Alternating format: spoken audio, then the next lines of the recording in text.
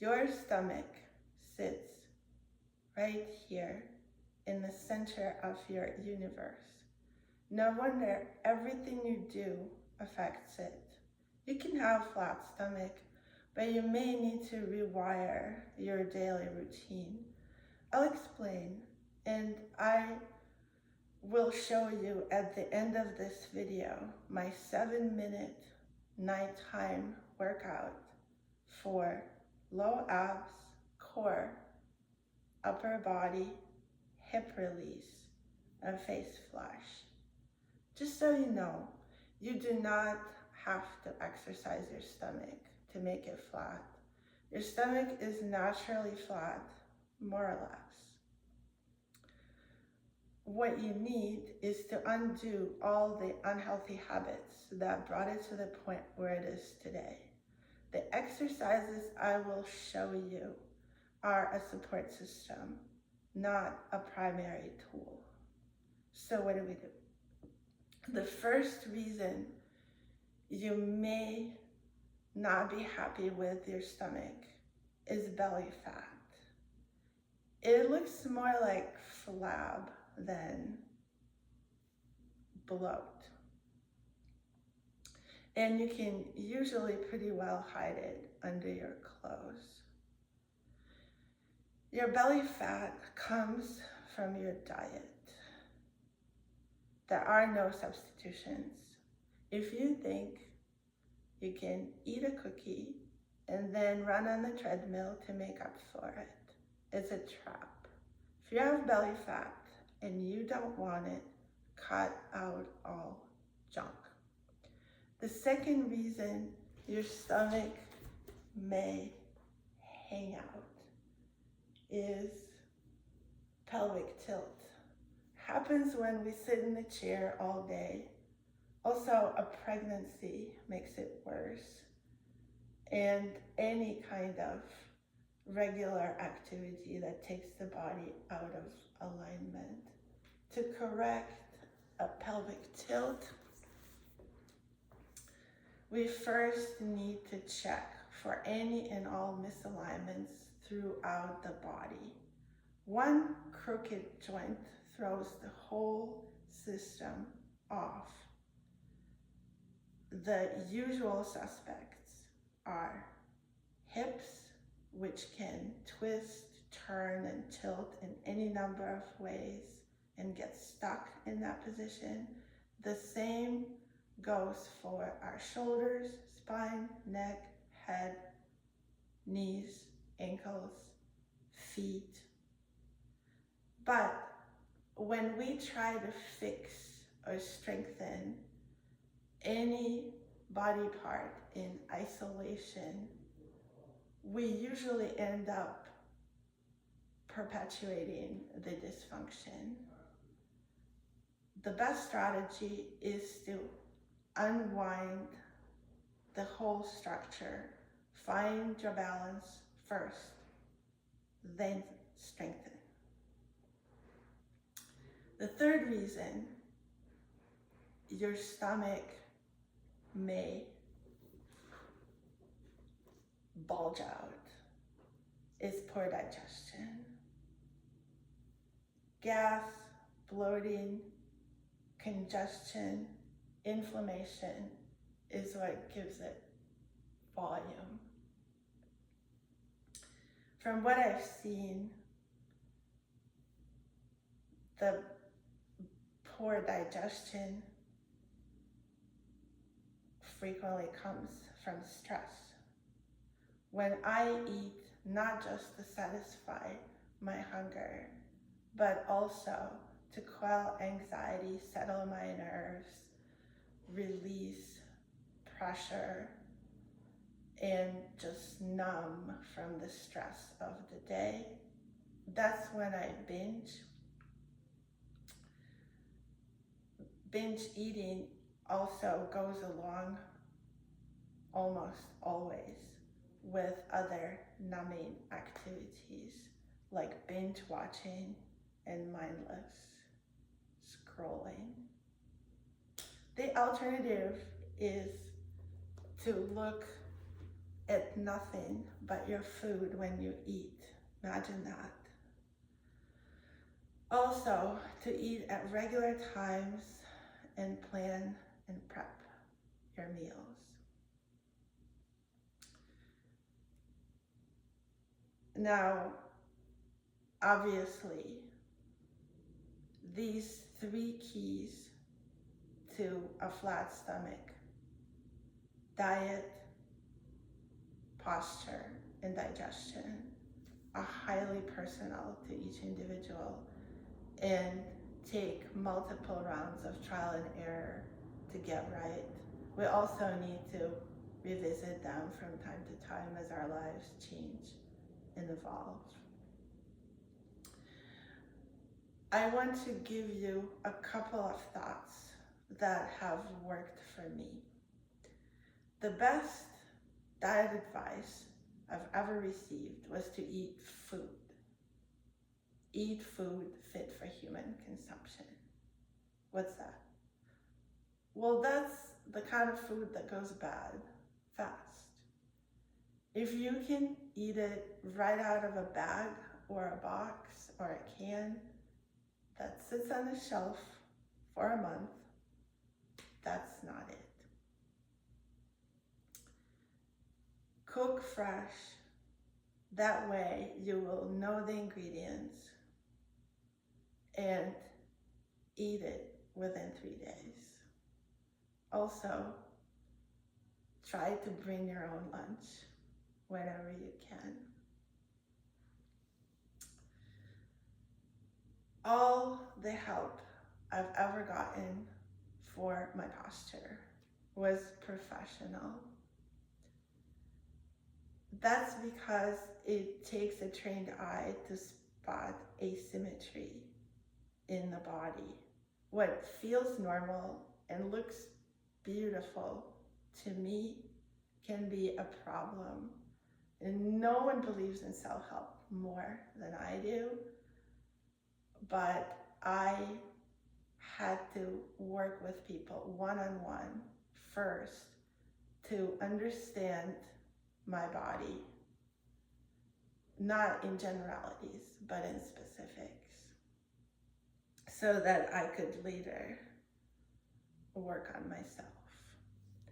It took multiple visits to multiple specialists to finally get what was wrong, what the right posture felt like, and what were the good and bad ways to correct it.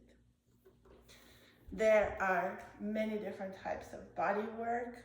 I can't say that I've tried them all. There is one new type that I hear about every day. Ultimately, your success will depend on the skill of the specific individual, but also on the consistency of effort on your part.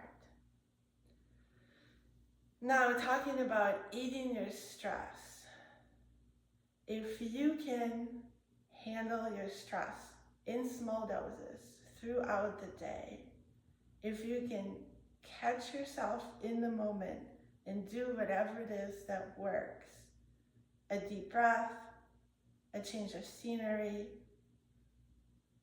moving your body, then you may be able to clear your mind enough where you could resolve the situation there and then, instead of taking it home with you and having it for dinner. Speaking of nighttime activities, as promised, I will show you my exercise routine. I do this after I brush my teeth and turn the lights off in my bedroom, literally just before I go to bed. I know it's counterintuitive to exercise when you're really tired.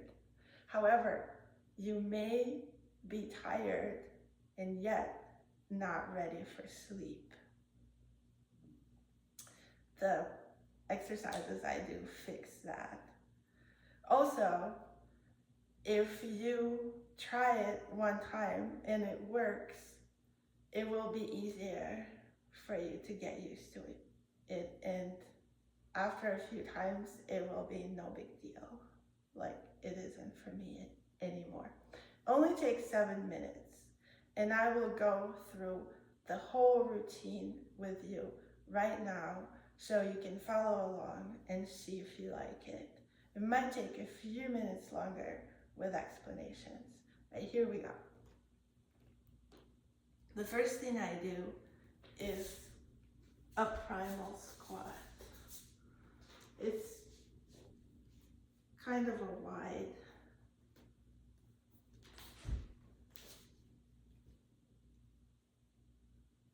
position with your feet wide apart, a little bit turned out. The important thing is to keep your back straight, your neck in line with your back, and you just find balance here. When I first started, I could only stay in it for a few seconds, but now it doesn't bother me so much. Some people can read in this. That's not where I am. I only do this a few times throughout the day and one last time before I go to bed. So if you've ever heard about the squatty potty, they're people who believe that you need to squat when you go to the bathroom. Now, as you can see, when you sit in the squat, it really encourages your pelvis to hang down and your pelvic tilt to release. However, what I think is you do not need to do this in the bathroom. If you practice this throughout the day, you only have to stay in it for a few seconds, honest. Then your gut will get used to this position, and so when you're in the bathroom, you won't have to force it into it by squatting on the toilet. After the squat, what I do is a core push-up. It's different in that I keep my elbows to my sides. What it does is put the primary pressure on my core and the front of my body, as opposed to my back and my shoulders and my biceps. So that's, again, is working out my low abs, which is crucial for any kind of good posture, and especially when we're trying to correct our pelvic tilt. Again, once you figured out that how to unwind yourself, then the best thing is usually to give your low abs a little bit more work. So here we go.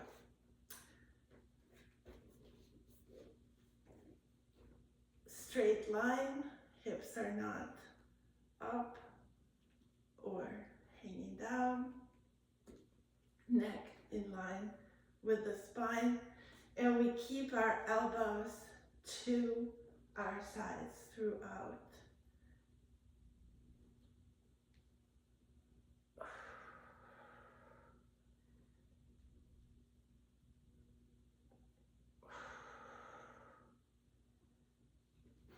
That's all I'm gonna do right now. 1 is good, 2 is good, 3 is my maximum. Now, we will do a few exercises on our backs. I really like being on my back because It helps me find the good posture, neutral spine, not arched, not curved, the diaphragm falling to the floor, not arched, feet hip width apart, 2 90-degree angles. What we're going to do is just tap our feet. Now don't shorten the angle, keep this angle at your knees at 90 degrees. That will use your low abs. Keep your shoulders, your neck, your jaw relaxed. Here we go, 100 times. 1, 2, 3, 4, 6, 7, 8, 9, 10. 1, 2, 3, 4, 5, 6, 8, 9, 20. 1, 2, 3, 4, 5, 6, 7, 9, 30. 1, 2, 3, 4, 5, 6, 7, 9, 40. 1, 2, 3, 4, 5, 6, 7, 9, 50. 1, 2, 3, 4, 5, 6, 7, 8, 9, 60. 1, 2, 4, 5, 6, 7, 8, 9, 70. 1, 2, 3, 4, 5, 6, 7, 9, 80. 1, 2, 3, 4, 5, 6, 7, 8, 9, 90. 1, 2, 3, 4, 5, 6, 7, 8, 9, 100. Good. Now, same rules. Keep your body relaxed on the floor. Pull up your stomach. We are going to do 100 butterflies. 1, 2, 3, 4, 5, 6, 7, 8, 10. 1, 2, 3, 4, 5, 6, 7, 8, 20. 1, 2, 3, 4, 5, 6, 7, 9, 30. 1, 2, 3, 4, 5, 6, 9, 40. 1, 2, 3, 4, 5, 6, 7, 8, 9, 50. 2, 3, 4, 5, 6, 7, 8, 9, 61. 3, 4, 5, 6, 7, 8, 9, 71. 3, 4, 5, 6, 7, 8, 9, 80. 1, 2, 3, 4, 5, 6, 9, 90. 1, 2, 3, 4, 5, 6, 7, 8, 9, 100.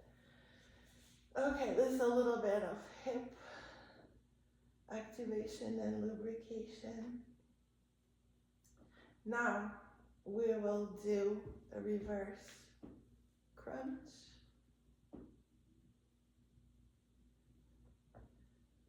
Make sure you're not crunching with your shoulders. Here we go. 50 times. 1, 2, 3, 4, 5, 6, 7, 8, 9, 10. 1, 2, 3, 4, 5, 6, 7, 8, 9, 20. 1, 2, 3, 4, 5, 6, 7, 8, 9, 30. 1, 2, 3, 4, 5, 6, 7, 8, 9, 40.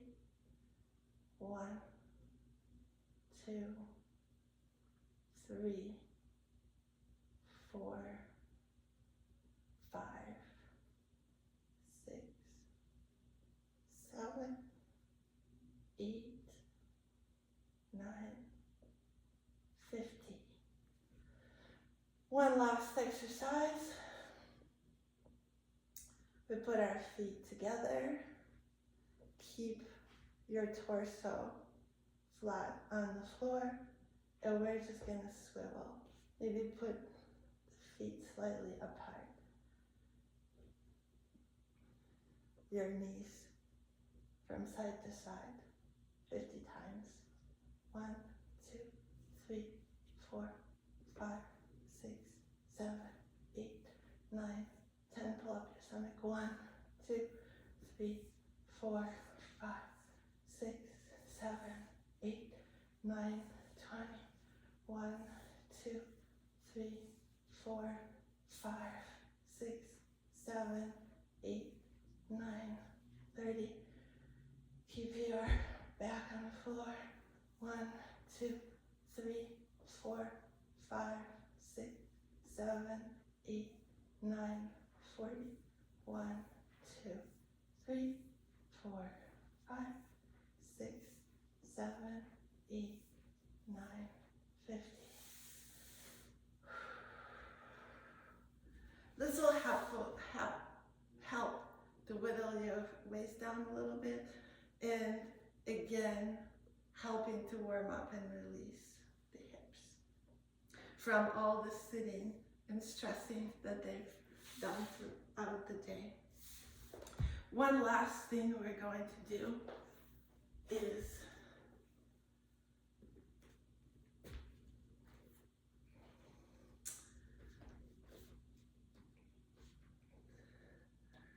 put your feet flat on the ground, weight evenly distributed throughout each foot, front to back and side to side, even between the 2 feet.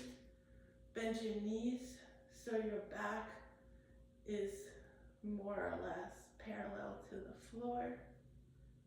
Put your hands just in front of your shoulders. And what we're gonna do is bounce our knees and pull up your stomach, and maybe try to arch your spine a little bit. So what we're going to do is bounce our knees to shake the pelvis loose.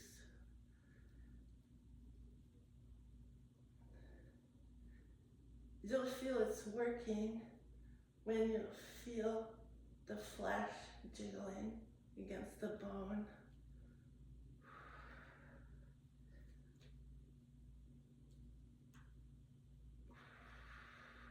Just like that. It could be a little uncomfortable if you've never done this before, but keep trying. That's the best way I know of to release the hip flexors. So pull up your stomach. Your stomach is not moving. It's your knees bouncing, and the bounce is reverberating in your pelvis.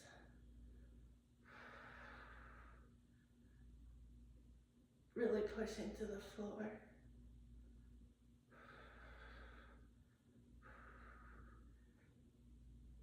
And let it bounce. So if you have any intrusive thoughts or worries before you go to bed, focusing on jiggling your butt for just a minute will wipe them off clean, I promise. So this is what I do. I hope it's been useful to you. Thank you so much for watching. And remember, your body is beautiful. Don't blame it. Train it.